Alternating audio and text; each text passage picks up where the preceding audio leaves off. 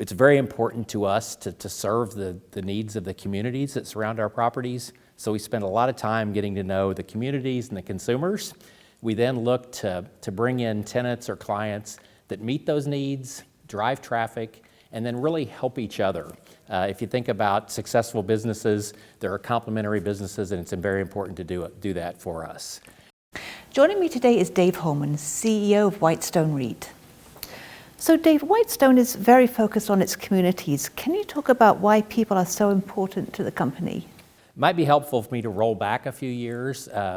If you look at the retail space a number of years ago, many other REITs were successful by signing leases with large big box hard goods and soft goods retailers. Those leases tended to be longer leases with minimal rent increases, and they were projected as really a safety investment. Obviously, that was a much more static time than today. If you signed a lease with Bed Bath & Beyond or Toys R Us 15 years ago and roll forward to today, you might view it a little differently. So what Whitestone does is, how we separate ourselves from the rest of the group is the way we really actively manage our properties. Let me share with you just a couple of things we do that I think differentiates Whitestone. It's very important to us to serve the needs of the communities that surround our properties. So we spend a lot of time getting to know the communities and the consumers. We then look to bring in tenants or clients that meet those needs, drive traffic, and then really help each other. If you think about successful businesses, there are complementary businesses, and it's very important to do that for us. And then the last thing I think we do is really our lease structure, which is important for us to mutually succeed with our tenants. So we structure our leases in a way that their success is in sync with our success, and that tends to be shorter leases that allow us to be more active in a less static time that we're in today. We also very bullish on the Sun Belt. Today we operate in Texas and Arizona, and then also very bullish on smaller spaces. So another thing that separates Whitestone is we tend to have more of the small spaces which are in high demand today.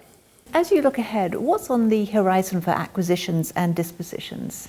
Acquisitions and dispositions. So maybe I'll just start by sharing a little bit with you about our most recent acquisition, which will help maybe our viewers understand what Whitestone looks for. In late 2022, we acquired a property in the Woodlands, Texas, which is a very strong submarket of the Houston MSA. That property is adjacent to a local powerhouse grocer, so we love proximity to grocers. Whitestone is about 50% grocery anchored, but we also like centers that are in great areas. That property is in an area with high household incomes, and then a suburban area that has many of the amenities that you would see in more urban areas, such as entertainment and restaurants. Last year, we recycled capital, meaning we didn't really grow our asset base. We sold about $50 million in properties, redeployed that into new properties. I would expect we would do the same this year. Whitestone, like many others, is positioning itself for opportunities ahead. And what is your outlook for the grocery anchored shopping center segment more broadly? Absolutely optimistic. I think one of the things we saw throughout the pandemic was the importance of neighborhood centers very close to homes that provide necessities.